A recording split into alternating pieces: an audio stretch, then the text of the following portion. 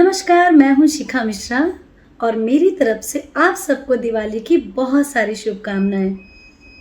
दिवाली मनाते वक्त सेफ्टी रखें, कोविड नियमों का पालन करें और प्लीज़ जानवरों को ना सताएं, क्योंकि जब आप पटाखे जलाते हैं तो सबसे ज़्यादा उसका बुरा असर जो होता है वो पक्षियों पे और जानवरों पे पड़ता है। तो प्लीज़ एक बार उनका भी ध्यान रखें और लेकिन अपनी खुशियों को नज़रअंदाज ना करें।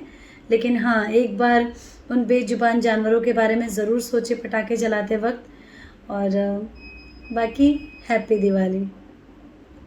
और इतने लंबे इंतज़ार के बाद आप सभी को जल्दी ही मेरी फ़िल्मों से रिलेटेड न्यूज़ मिलेगी।